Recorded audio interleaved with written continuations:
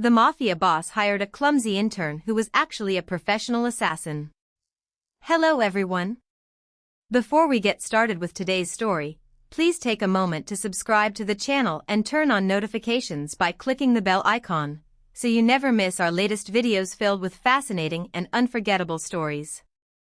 It only takes a second, and it's completely free. But your support means the world to us and is the best way to help this channel continue to grow.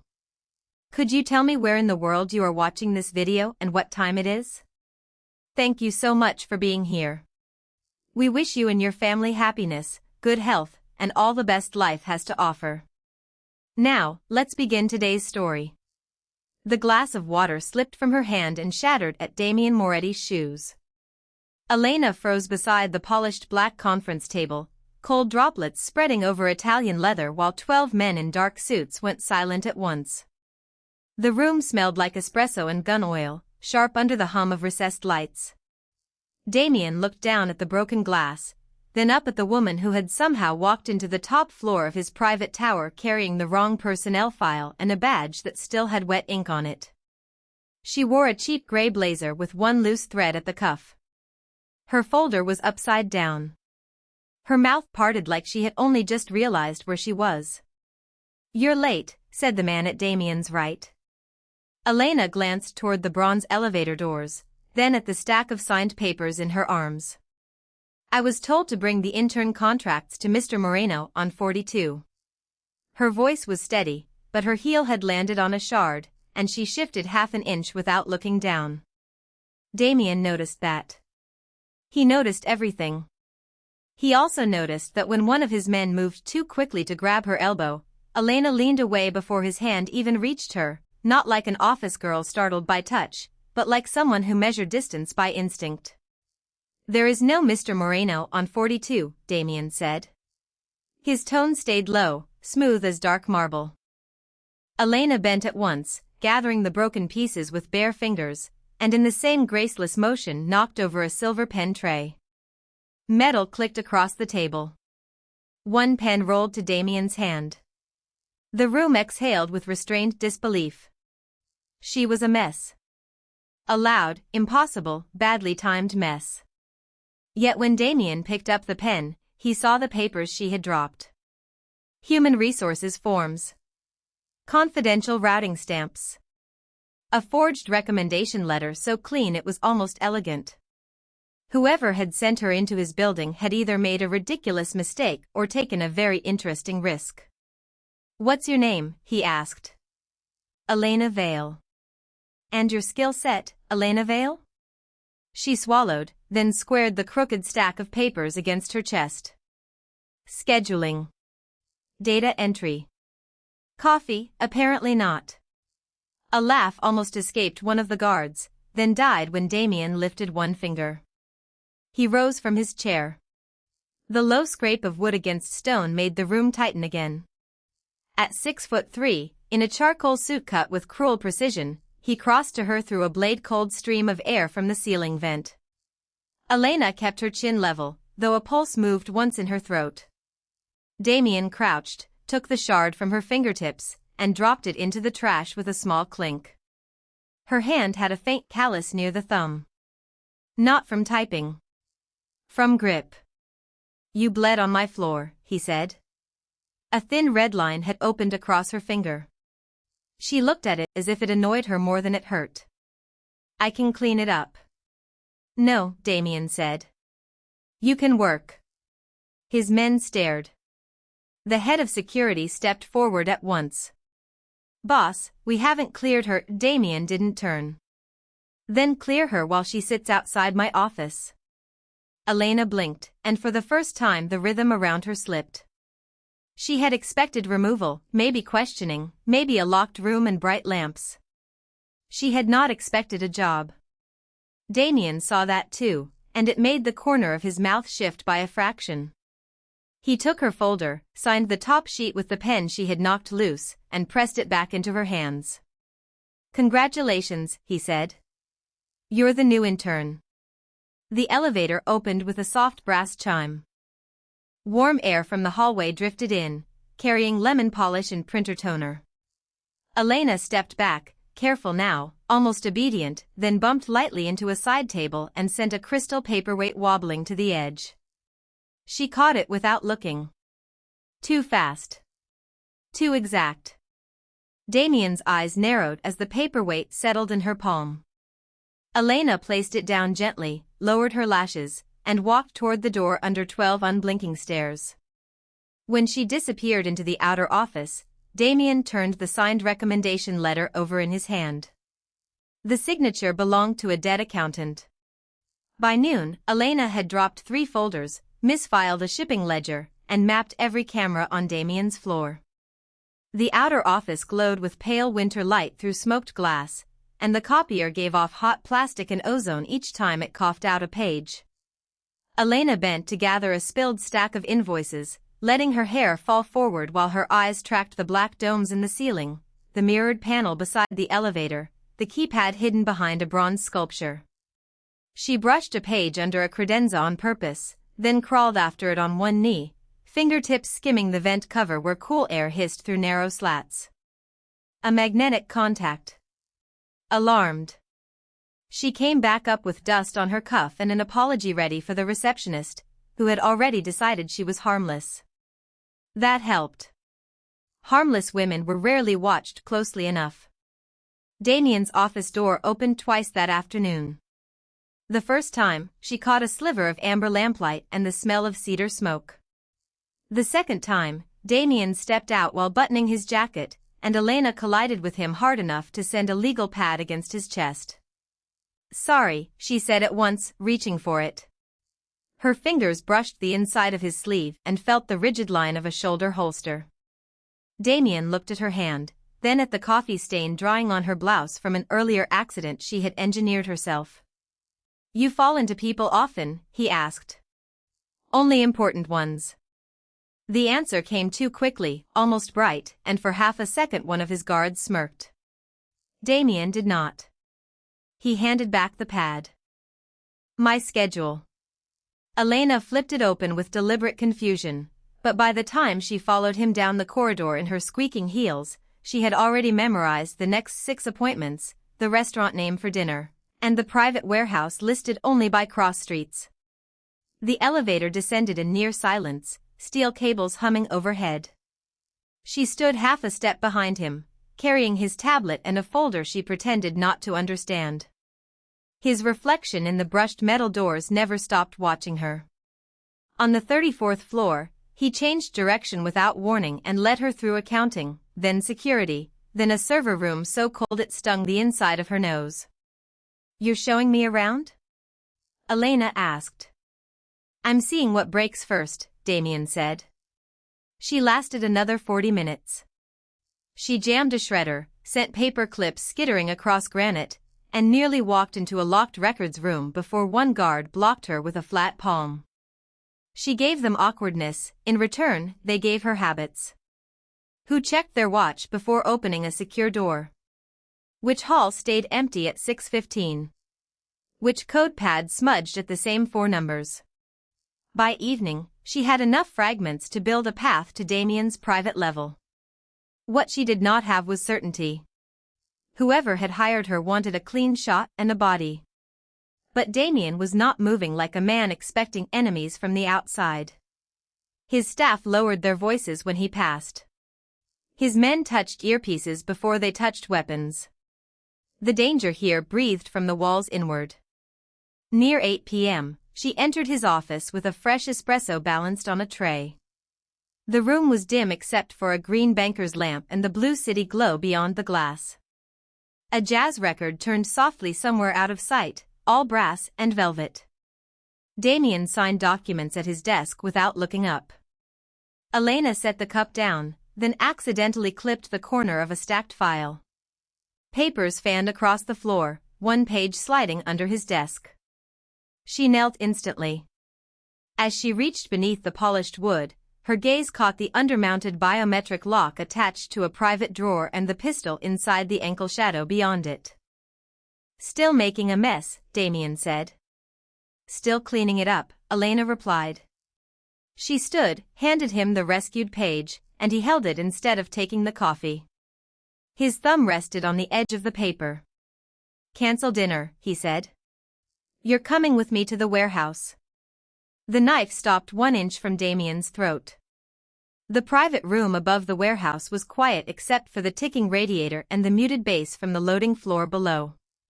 Yellow light from a single pendant lamp fell across the scarred wood table, across Damien's open collar, across Elena's hand held steady in the air with a slim silver blade hidden moments earlier in the spine of her notebook. She had moved while he poured 2 fingers of whiskey into a cut glass tumbler. He had turned his back for less than 3 seconds.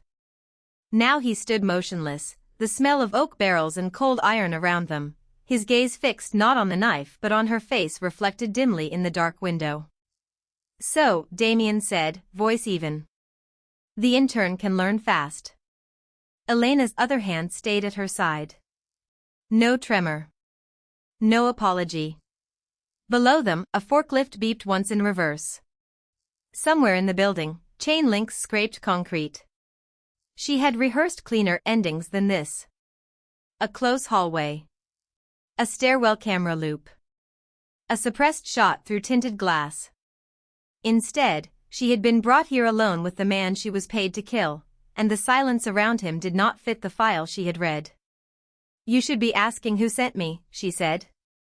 "If I ask too soon, you'll lie." Damien turned his head by a fraction, enough for the edge of the blade to kiss his skin without breaking it. The room stayed still, but the air changed. He was measuring her, not pleading. Elena reached into her blazer pocket with her free hand and took out the folded target sheet she had memorized 3 nights earlier. She tossed it onto the table. A photo of Damien. Numbers. Routes. A note in block print, unstable, escalating, eliminate before transfer. Damien glanced down once. "You came all this way because of a piece of paper?" "I came because your pattern was wrong," Elena said. "The file says reckless." "You aren't reckless. It says impulsive." "You schedule your exits down to the minute." "It says you execute anyone who slows you down." Her eyes flicked to the untouched second glass beside the bottle, then to the chair he had pulled out for her before removing his own jacket.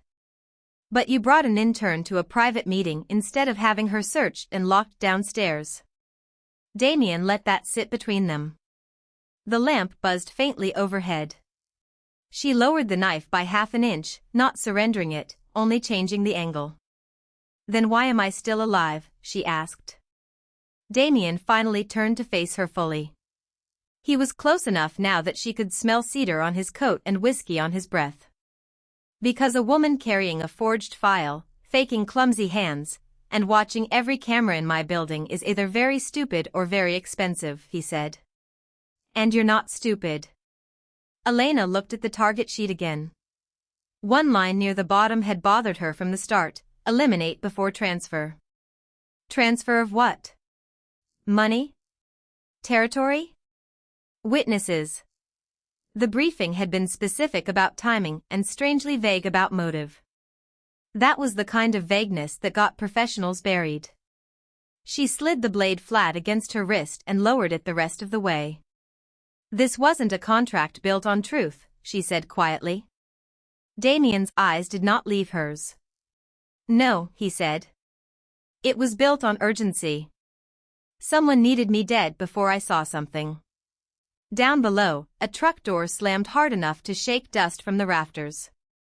Elena folded the target sheet once, twice, then fed it to the flame of the small brass lighter sitting beside his whiskey. Paper curled black at the edges, amber light flickering over both their faces. The ash dropped into an empty crystal dish. When the last corner died, Damien took one slow step back, opening space instead of closing it. That surprised her more than the whiskey, more than the empty room, more than the fact he had come upstairs with only one visible guard. "You had your chance," he said. "Now I have mine." He reached into his coat, and Elena's weight shifted instantly to the balls of her feet. But he did not pull a gun. He placed a keycard on the table between them, matte black, private level clearance. "Stay close tonight," Damien said. Or pick a side and walk out that door before midnight. The black keycard caught the low amber light and threw it back in a dull flash across the scarred wood table. Below the room, the warehouse breathed in mechanical rhythms, forklift beeps, chain drag, a truck door slamming hard enough to rattle the window frame. Elena looked at the card, then at the door, then at Damien. The air smelled of dust, whiskey, and cold metal. Midnight was still some distance away, but the choice he had placed between them had already tightened the room. She picked up the keycard. Its matte surface felt warm from the lamp and slightly rough under her thumb. Damien did not smile. He only gave a small nod, as if confirming something to himself, then moved to the window and glanced down into the loading bay. "Stay where I can see you," he said. "If you try to disappear, you won't make it to the street." Elena slipped the card into the inner seam of her blazer. "Then it's a good thing I'm terrible at disappearing," she said, letting the line land with the same clumsy ease she had used all day. A faint sound reached her before he reacted, a metallic tick from somewhere above the ceiling vent, wrong in its timing, too careful to belong to the building. Damien's head turned toward the hallway just as the overhead light outside the room snapped off. Darkness swallowed the crack beneath the door. Then came a muffled shout downstairs, boots striking concrete, and the sharp spit of suppressed gunfire, brief and ugly. Damien crossed the room in 2 strides and reached for the wall safe behind a framed shipping map. Elena moved first. She grabbed his sleeve and yanked him sideways just as the glass in the narrow side window burst inward with a spray of cold fragments. A round punched into the cabinet behind where his shoulder had been a heartbeat earlier. Dust lifted off old wood. Damien hit the floor on one knee, already pulling a compact pistol from the safe. Elena crouched behind the table, breathing through plaster grit, her pulse steadying into the hard, clean rhythm of work. She had not planned to save him. But someone else had come for him, and that changed everything. Men were shouting downstairs now, one voice trying to take command, another cut off in the middle of a sentence. Red emergency lights flashed on somewhere in the hall, painting the room in intervals of dim crimson. Damien slid a second magazine across the floor toward Elena without taking his eyes off the broken window. It stopped against her shoe. "Interns don't know what that is," he said. She looked at the magazine, then at him. "Then maybe don't watch this part." Another shot cracked through the frame. Elena moved low and fast, not toward the weapon but toward the lamp. She ripped the cord from the socket, threw the hot bulb across the room, and the room dropped into shadow just as the next rounds chased the light and shattered against the far wall. Damien took the opening. 2 controlled shots answered from his side, not wild, not rushed. Silence followed for half a breath. Elena was already at the inner door, fingers on the lock, listening. Heat from the wall met the chill coming through the broken glass. Somebody was coming up the back stairs, slow and disciplined. Not warehouse muscle. Not frightened staff. "There are at least 3, she said before she could stop herself. Damien looked at her in the dark red pulse of the emergency light. He heard the training in the sentence, the count, the certainty. She heard it too. No room for clumsy now. The handle twitched in her hand. She snapped the deadbolt and shoved a rolling steel shelf in front of the door. It scraped loud across the concrete. "You just saved my life," Damien said quietly, pistol lifted, his gaze fixed on her profile instead of the entrance for one dangerous second. Elena picked up the dropped magazine and set it on the table between them without loading it, without pretending she did not know exactly what it was. The footsteps stopped outside. A man tested the knob once. Then a familiar voice from downstairs rose through the rafters, calm and carrying, ordering Damien by name to come out alone. Elena's fingers tightened around the black keycard in her pocket. Someone inside his own operation had just announced himself. Red emergency light kept sweeping the hallway in slow pulses, turning the concrete walls black, then blood-warm, then black again. Smoke from shattered wiring drifted under the door, carrying the bitter smell of burned insulation. Inside the room, Damien stepped away from the window and pointed his pistol toward Elena instead of the entrance. The barrel stayed low, but not by much. "Count them again," he said. Elena did not flinch. She stood near the steel shelf she had shoved against the door, one palm braced on cold metal, the other hanging loose at her side. 3 close. Maybe 4 if someone stayed on the landing below. His eyes narrowed. Interns don't sort footsteps by spacing. "Good thing she already admitted she's a terrible intern," she said, then reached for the whiskey bottle on the table as if her hands had nothing to hide. He kicked the bottle aside before she touched it. Glass knocked against wood and rolled, sloshing amber onto the table. "No props," Damien said. "Open your hands." She did. Fine dust clung to her skin. Tiny cuts from the broken glass shone at the edges of her knuckles. Another impact hit the blocked door from the hallway side, not enough to break through, enough to test it. Damien moved closer, not trusting the room, not trusting her, maybe trusting the danger more because it was honest. "Who trained you?" he asked. Elena gave him a careless shrug that would have passed in daylight and failed completely here. "Online videos." He looked at her for one flat second, then holstered the pistol and crossed to the safe again. That was the first real test. He turned his back to her, bent at the waist, and exposed the clean line between shoulder blade and spine. The room seemed to hold its breath with her. Instead of moving toward him, Elena grabbed the steel shelf and shoved harder until its legs squealed across the floor and jammed fully beneath the door handle. The next strike from outside hit and held. No give. Damien glanced back. A little of the pressure in his face changed shape. Not gone. Recast. He pulled out a small radio, 2 earpieces, and a folded map of the upper floor. "If you're lying badly enough to stay alive in my world, earn the oxygen," he said. He handed her the radio. She took it without looking surprised. The plastic was warm from the safe. Somewhere below, men were running. Somewhere farther out, an engine revved and died. Damien spread the map on the table and stabbed a finger at the service corridor and stairwell. "They cut the lights from the maintenance line. They know the building." Elena leaned in, letting her sleeve brush shattered glass on the tabletop. "Then they'll expect you to run for the armored exit. Wouldn't you? If she were trying to kill you, yes." The sentence landed between them sharper than the broken window. Damien looked up slowly. She held his gaze and then pointed to a narrower route.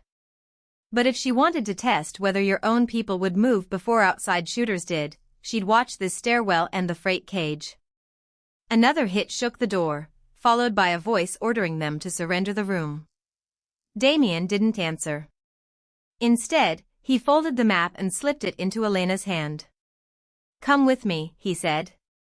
"Wrong answer, wrong step, wrong breath, and I put you down myself." He moved into the hall first, forcing her to choose in motion, not words. Elena followed into the red strobing corridor, where one of his downed guards lay breathing but unable to stand. Damien tossed Elena a ring of keys and pointed to the far security gate. "Open it." The old Elena would have fumbled. The clumsy intern should have dropped everything. She caught the keys cleanly on the first try. Damien saw it. So did she. Cold air rolled down the corridor as the attackers advanced from the stairwell. Damien's mouth hardened, but he didn't take the keys back. "Interesting," he said.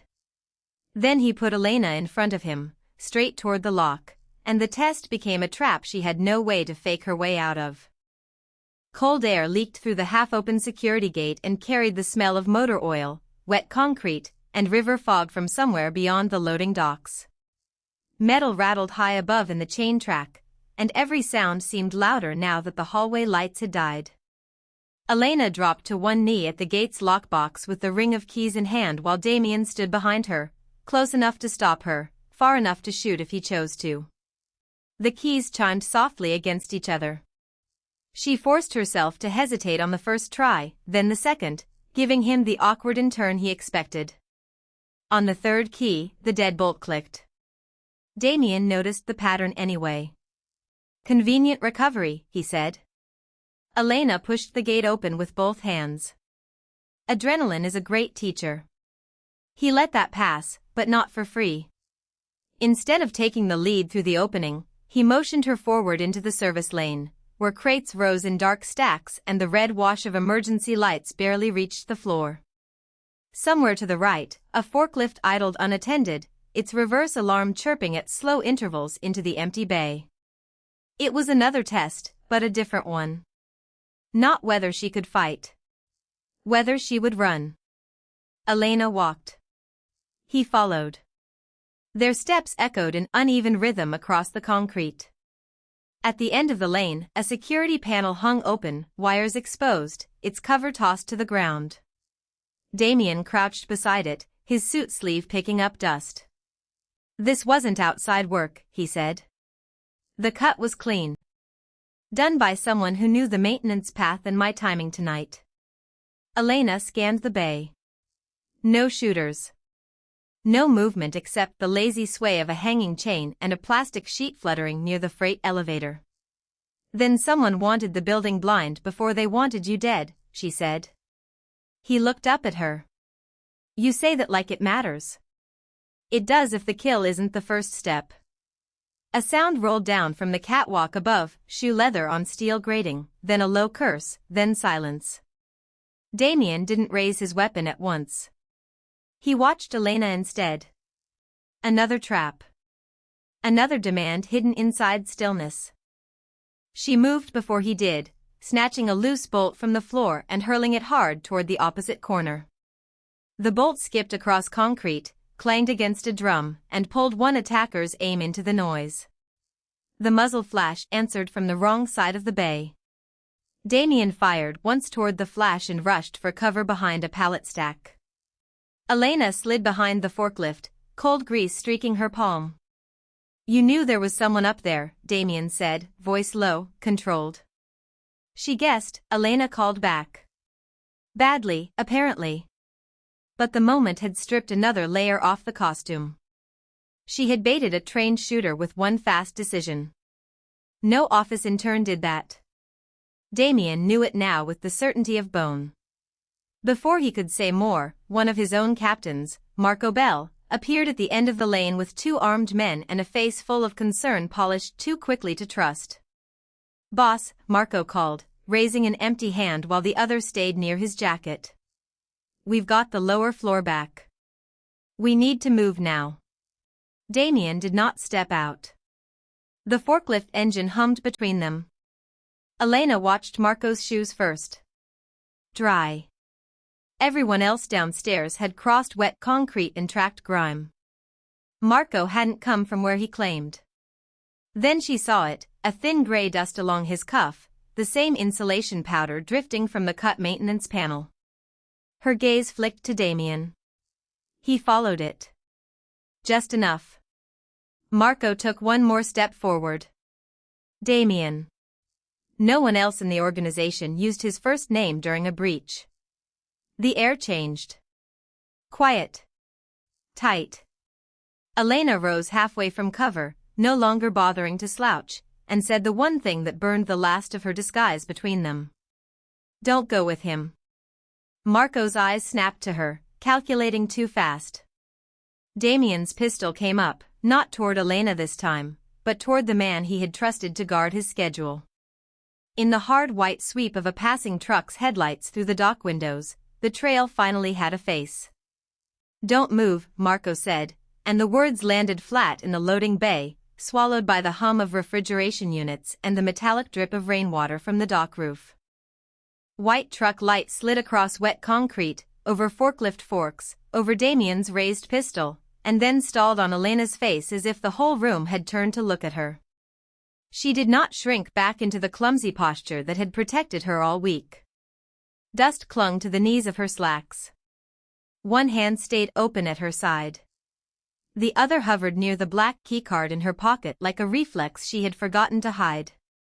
Marco gave a short laugh and shifted his stance at the warehouse entrance, expensive loafers darkened by puddles. Boss, that's the girl you kept close, he asked. The forged recommendation should have been enough. Damien's jaw tightened. The pistol never wavered. Enough for what, he said. Marco's smile thinned.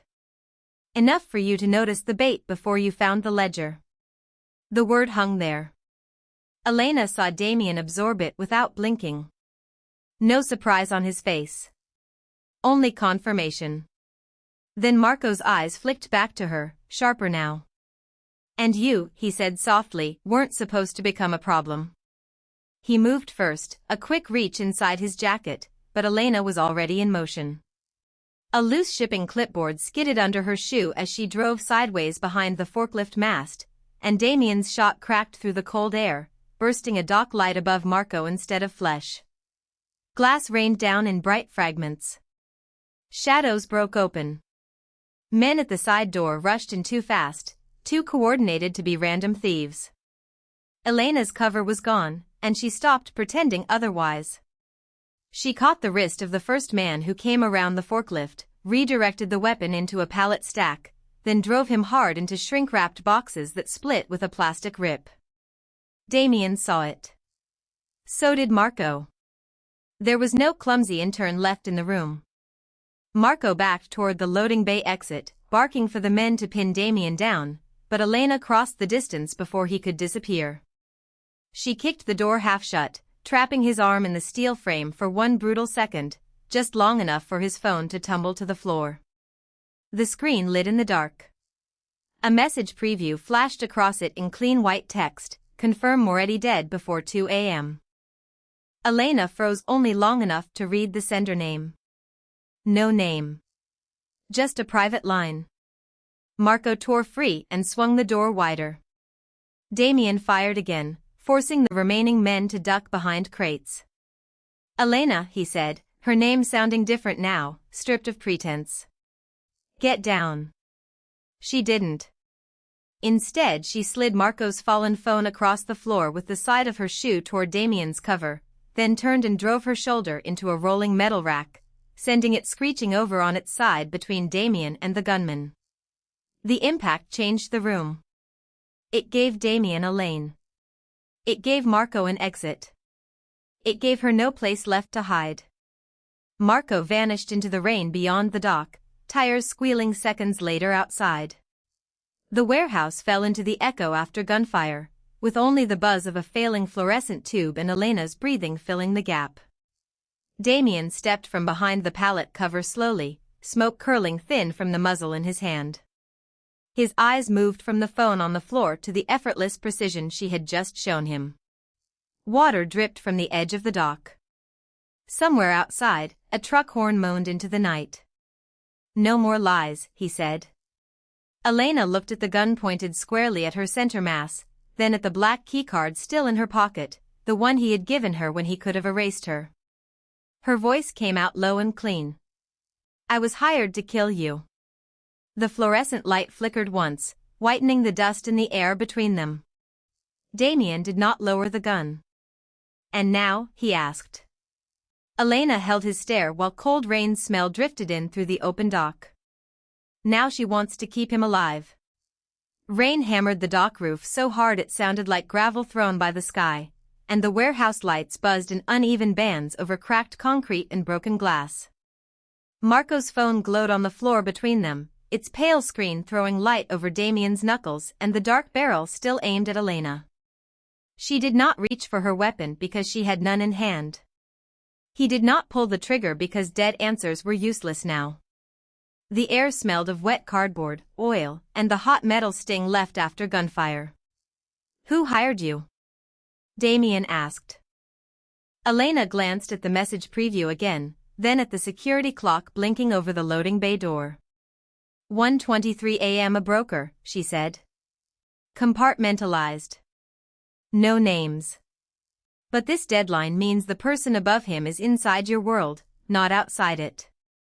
Damien lowered the phone with one hand and kept the pistol high with the other. Why should he believe a woman who walked in carrying a forged life? She looked past him to the side office window facing the yard. Reflected there, faint in the rain-striped glass, A pair of headlights had stopped without entering. Waiting. Because if Marco runs, he doesn't run far, she said. He runs to the one who has to know you're still breathing. Damien turned just enough to check the glass. That was all the opening the truth needed. He moved first this time, holstering the pistol and snatching the phone. Then she's useful for 10 more minutes, he said. The words were cold, but he tossed her the black keycard anyway. Agency changed hands with that small piece of plastic. Elena caught it and ran. Upstairs, the private corridor was quieter than the warehouse, carpeted and dim, carrying the clean scent of cedar and polish instead of diesel and rain. She swiped the keycard at Damien's office, went straight to the intern desk she had used as camouflage, and yanked open the bottom drawer no one had bothered to search because it belonged to the harmless girl who spilled coffee. Under a stack of supply forms lay a pair of nitrile gloves, a slim lock bypass tool, and the one thing that made the disguise worth keeping, a cheap floral notebook everyone had laughed at. Inside, hidden under meeting doodles and fake reminders, she had mapped small delays she could trigger without setting off a full alarm. Damien came in behind her, coat damp at the shoulders, eyes harder now that he had chosen not to shoot her. You planned every inch of this, he said. She planned the way in, Elena replied, already moving. Not the way out. She handed him the notebook. Marco knows your men watch cameras.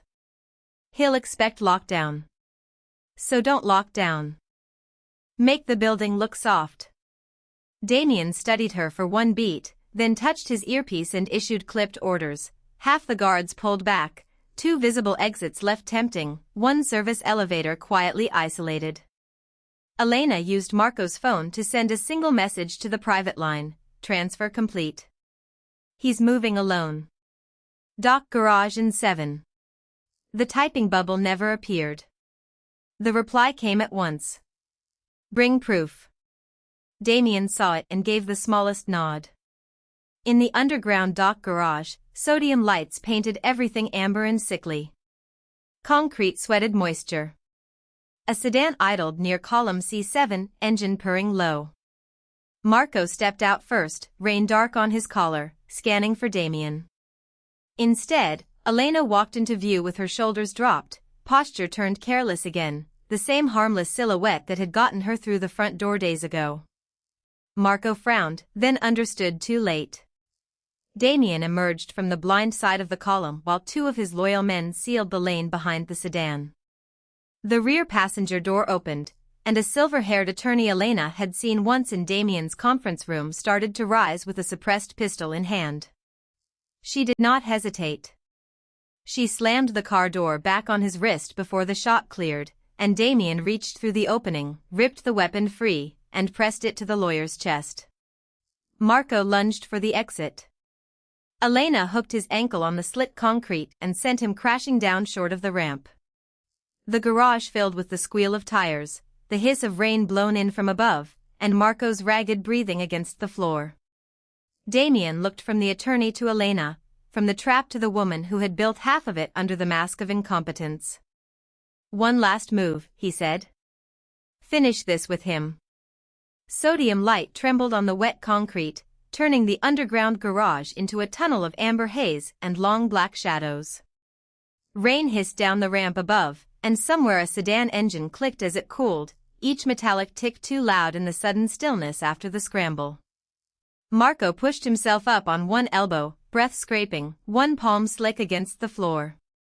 The silver-haired attorney stayed pinned in the back seat with Damien's stolen weapon aimed at his chest. Elena stood between them in ruined office shoes and damp slacks, the same woman who had stumbled through copy runs and coffee trays, except now every movement landed exactly where she meant it to. Damien's order still hung in the air. Finish this with him. Marco gave a disbelieving laugh that broke at the edges. That's what this is, he asked Elena. He points, and now you prove which side pays better? Her gaze stayed level. No, she said.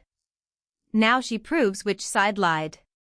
She crouched and yanked his phone from his coat pocket before he could twist away. The cracked screen reflected in her eyes as she opened recent files, then held it up toward Damien. Not money transfers, she said. Schedules. Meeting changes. Security reroutes. Every gap that let people get close to him came through Marco. Damien stepped closer, polished shoes darkening in the moisture on the floor. Why? He asked. Marco swallowed, looked to the attorney, then looked away when no rescue came. The garage smelled of motor oil and wet cement. Because he was going to hand the books to federal auditors, Marco said at last. He didn't know it was already being arranged around him. Damien's expression did not change, but his hand tightened on the pistol. Elena understood before he said a word. The discovery everyone had been racing to bury was not hidden cash or a rival shipment. It was Damien's own decision to clean part of his empire before someone else weaponized it against him. The attorney spoke from the back seat, voice thin and controlled. A strategic exposure, he said. Limited sacrifices. We preserve the structure, remove liability, and survive. Damien turned his head slowly toward him. By killing him first? The attorney said nothing. Elena moved before the silence could harden into another command. She took Marco by the collar and hauled him to his knees, not to hurt him, but to make him face the man he had sold out. Say it clearly, she said. Marco's throat worked. He thought if you died before the audit handoff, the records could be redirected, he muttered. Names erased. Assets split. Everyone above water. Damien stared at him for a long second, then lowered the pistol half an inch, which somehow felt more dangerous than aiming it straight. Take him upstairs, he told his loyal men. Both of them. Alive. The order changed everything. No execution. No panic. Just judgment. The men obeyed at once, pulling Marco to his feet and extracting the attorney from the sedan while rain-cooled air drifted down the ramp. Elena did not move. Damien waited until the garage had emptied to the sound of retreating footsteps and a closing elevator gate.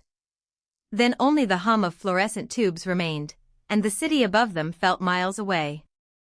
He looked at her, at the black keycard still in her hand, at the cheap floral notebook sticking from her coat pocket like a joke the whole building had believed. She walked into his world carrying forged papers and an exit plan, he said quietly. And still stayed when the clean shot was gone. Elena set Marco's phone on the hood of the sedan and let the false clumsiness finally die with the gesture. The contract ended the moment the lie did, she said. Damien reached out, took the keycard from her palm, and for one beat it looked like he might take back everything that had passed between them. Instead he slid it into the inside pocket of her coat. Interns don't get private access, he said. The fluorescent light caught the rain on his sleeve in silver lines. She isn't an intern anymore. Elena held his gaze while the garage air cooled around them and the building above settled back into its midnight hush. For the first time, nothing in her posture asked permission to remain. Damien turned toward the elevator, then stopped just long enough to make the choice final. From now on, he said, if she stands beside him, no one in this city gets to question why.